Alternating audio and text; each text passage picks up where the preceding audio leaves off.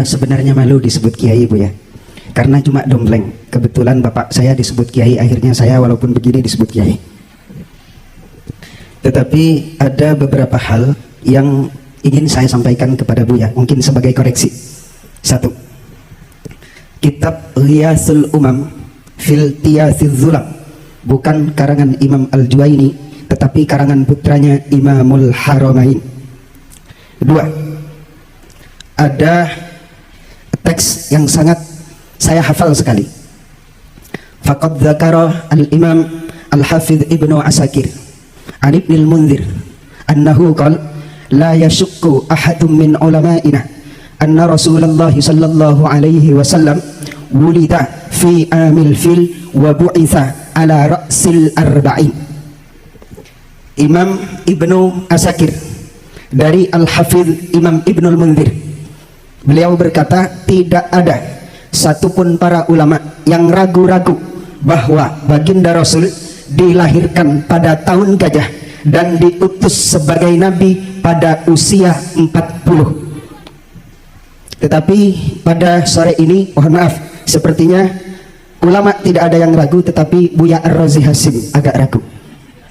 Tetapi begini Buya, mohon maaf, saya hari ini hadir sebagai salah satu pengurus Aswaja NU Center. Kalau Buya tadi mengatakan ada hadis mata kunta nabiyan, kapan engkau ya Rasul dijadikan sebagai nabi oleh Allah Subhanahu wa taala? Beliau menjawab, kuntu nabiyan wa adam bainal ma'i wat turab. Kalau hadis itu yang dijadikan dasar bahwa baginda Rasul secara formal baru sudah menjadi Rasul sebelum dunia ini diciptakan, maka saya hari ini mau mengatakan bahwa saya sudah sejak dulu menjadi pengurus Aswaja NU Center sebelum dunia ini diciptakan. Kemudian yang keempat,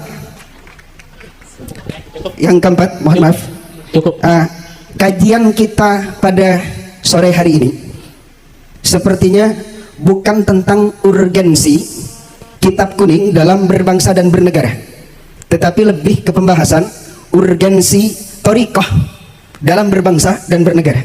Jadi kalau ada pertanyaan yang mengarah kepada hal-hal yang tentang bagaimana kiprah kalau kita memahami kitab kuning dalam berbangsa dan bernegara, tolong jawaban tentang hal itu lebih dijabarkan lebih luas lagi ya, oleh Buya Ar-Razi Hasim. Terima kasih.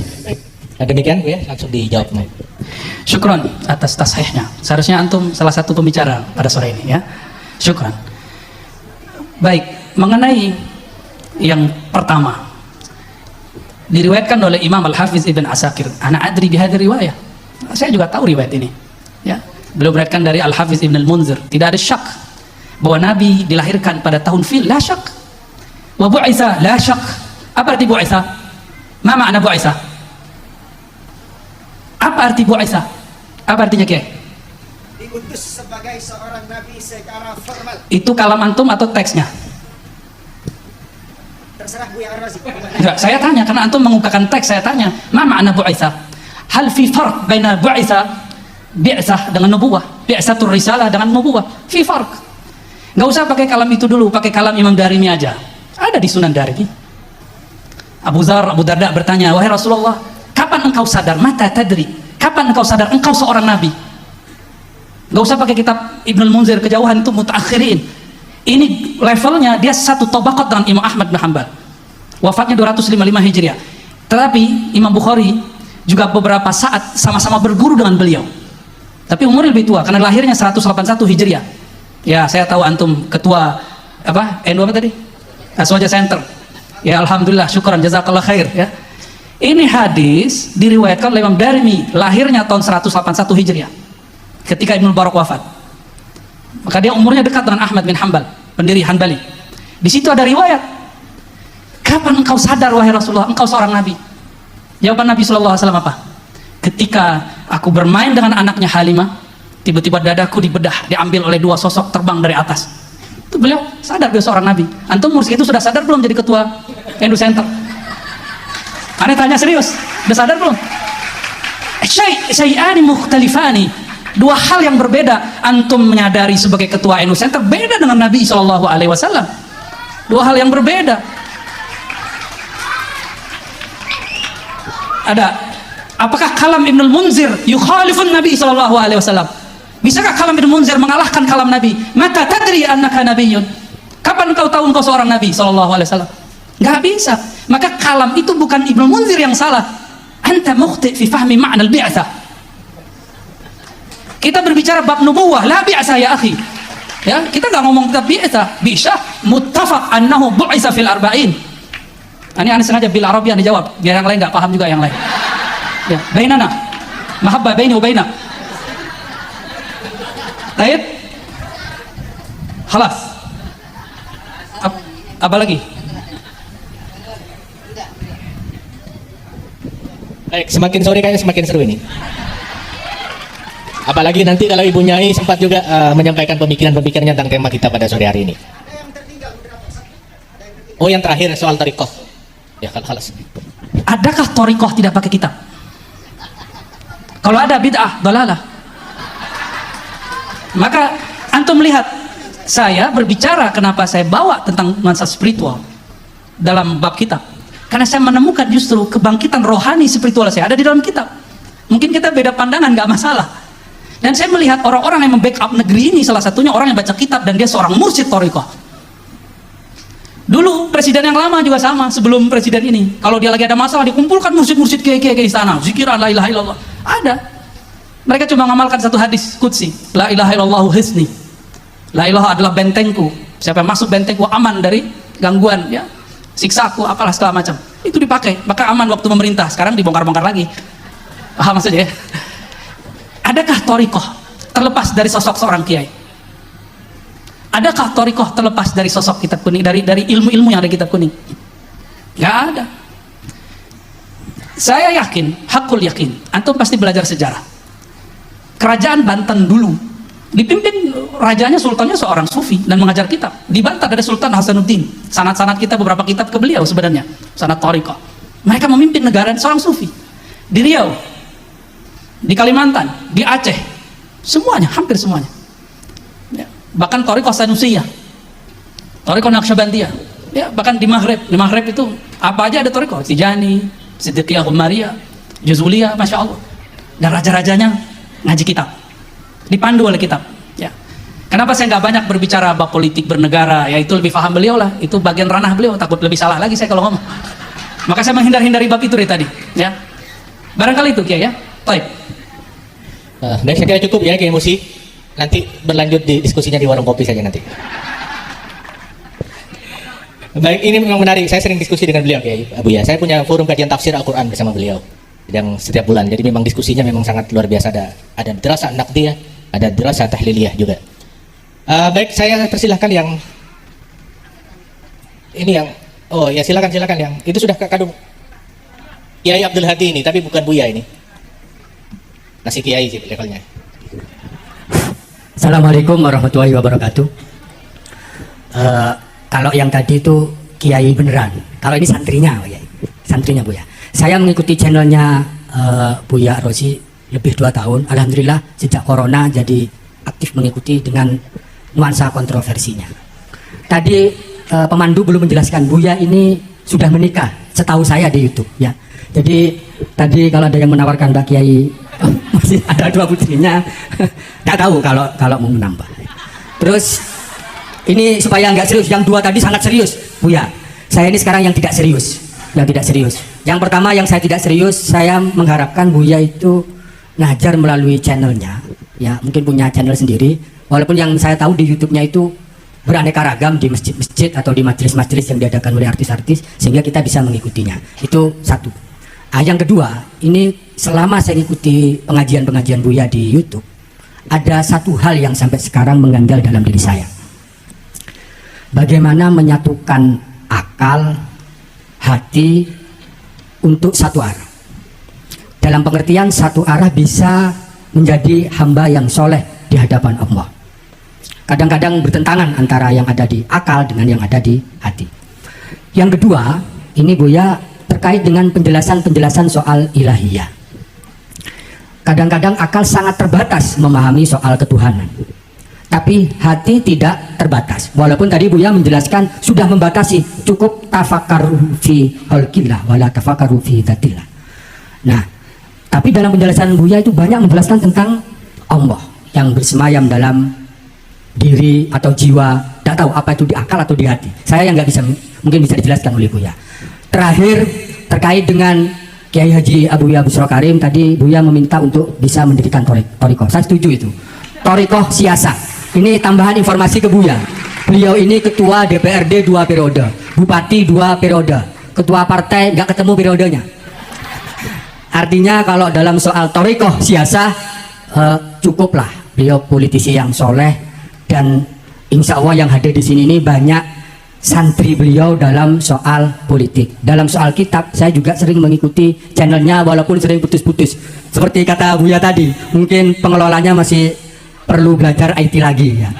Kalau yang Buya tidak langsung live enak terus karena memang dikelola oleh pengelola yang profesional. Itu Buya, saya pikir tadi perdebatan-perdebatan yang muncul jangan menyebabkan bahwa perbedaan yang ada antara kita dan kehadiran Buya di sini membuat Buya kapok untuk hadir di Sumeneb khususnya dan di Madura. Kita semua walaupun tidak nyantri langsung kepada Buya, tapi kita nyantri melalui online. Terima kasih. Wallahul muwaffiq ila aqwamit thoriq. Wassalamualaikum warahmatullahi wabarakatuh. Assalamualaikum warahmatullahi wabarakatuh. Tidak ada perbedaan ya kalau semuanya disikapi secara dalam konteks munadharah. Saya kira tidak ada perbedaan. Semuanya sama dalam konteks melengkapi pengayaan khazanah kita tentang keislaman. Yang kedua tadi bahwa moderator memang tidak disuguhi dari kurikulum vitae.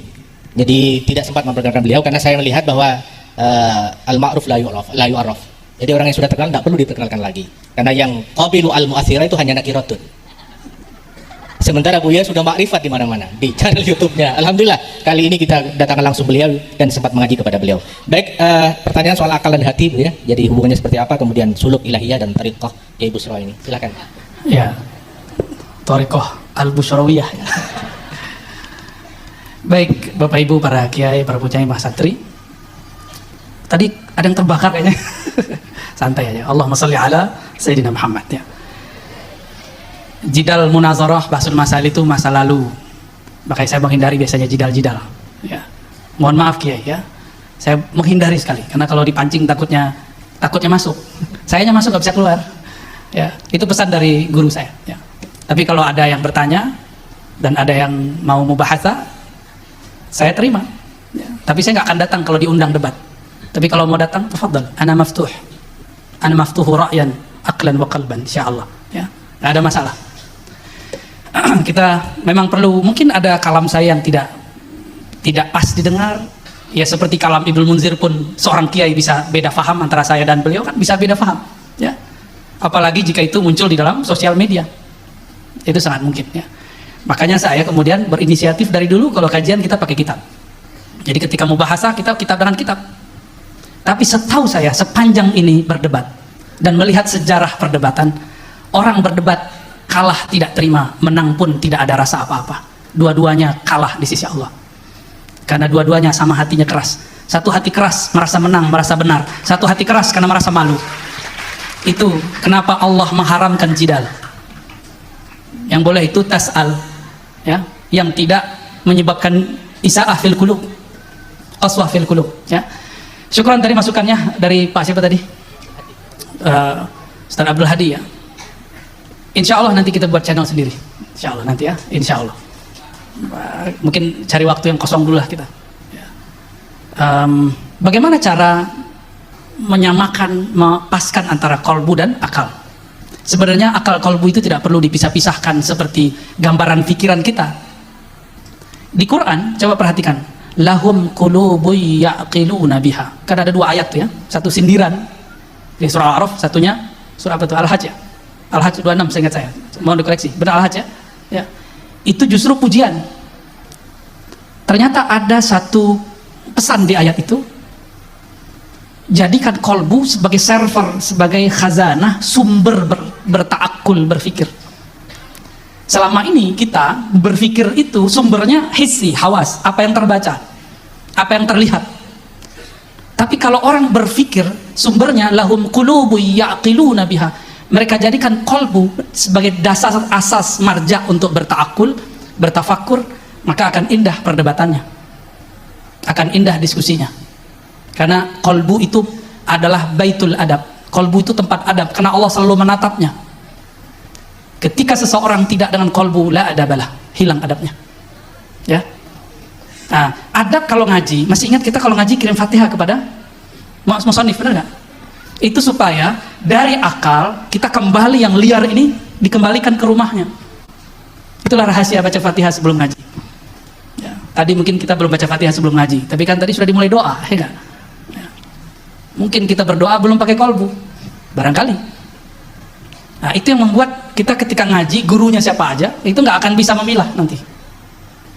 Ya. Barangkali itu, maka mulailah, masuklah pintu dari tangganya, masuklah rumah lewat pintunya. Masuk pintu pun ada assalamualaikumnya. Nah, untuk membuka kolbu, maharnya adalah Al-Fatihah. Insya Allah, silakan diamalkan itu. Ya, saya kalau baca kitab biasanya baca Fatihah dulu. Mau ngaji di Syekh mana di YouTube, biasanya di awal atau di akhir saya baca Al-Fatihah. Biasanya begitu. Ya. Sehingga kita tidak menangkapnya dengan akal. Akal ini di sini mohon maaf, yang belajar ilmu neurologi di bagian depan kita ada namanya otak kortek, apa istilahnya, ya. Dia cuma 10% dari otak ini, cuma 10%. Dia seperti reptil. Kalau lihat orang baru dia pengen ngelawan, pengen begini, itu reptil. Makanya jika kita lahum qulubu yaqiluna biha, itu dengan mahabbah, dengan ukhuwah, dengan husnuzan, itu kalau lahum qulubu yaqiluna biha. Lain dengan mereka yang disebutkan dalam surah Al-A'raf, ya. Mereka punya kolbu la yaqiluna biha, tapi kolbunya dibiarkan tidur, nggak digunakan, ya. Wallahu a'lam bishawab. Baik, silakan kasih aplaus untuk Buya Rozi. Tinggal satu ya, saya buka satu orang saja. Oh, dari perempuan, jadi dua orang, satu orang kemudian dari perempuan. Soal Thariqah Busrawiyah tadi, silakan ikuti pengajian hikam tiap bulan. Beliau yang ngasuh dan beliau menyajikan hikam dari sisi siasah, dari sisi budaya dan secara lengkap. Jadi saya kira nanti akan itu menjadi cikal benih, cikal bakal lahirnya Thariqah Busrawiyah dari Syadiliyah. Baik, saya persilakan Habib, kemudian Afwan Habib Arif Ismakum, Nyizen Nafayat. Bismillahirrahmanirrahim. Buya Rozi, teringat ada hadits qudsi Allah Subhanahu wa taala berfirman kepada Nabi Allah Musa, "Idza ra'aita 'abdi yukthiru dzikri fa ana adzintu lahu fi dzalik wa ana uhibbu." Kira-kira Buya, bagaimana caranya supaya Allah Subhanahu wa taala selalu mengizinkan kita untuk mendekatkan diri kepadanya sehingga kita bisa dicintai olehnya. Sedangkan untuk bangun malam kadang susah. Itu Buya.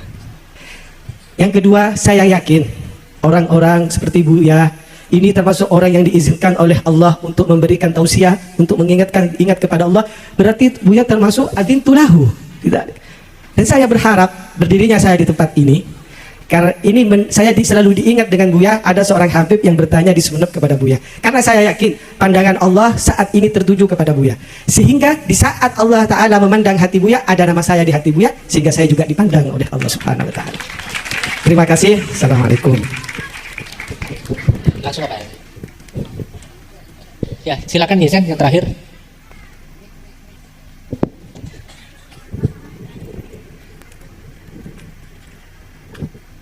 Assalamualaikum warahmatullahi wabarakatuh. Karena saya belum terkenal, saya kenalkan diri dulu. Saya Zainab Ali Hisham Ali Wafa. Kebetulan saya tidak sekolah Buya. Saya hanya sekolah formal di MINU dan saya tidak pernah mondok. Jadi saya ingin bertanya barusan tentang apa yang Buya katakan terakhir, yaitu tentang mahabbah.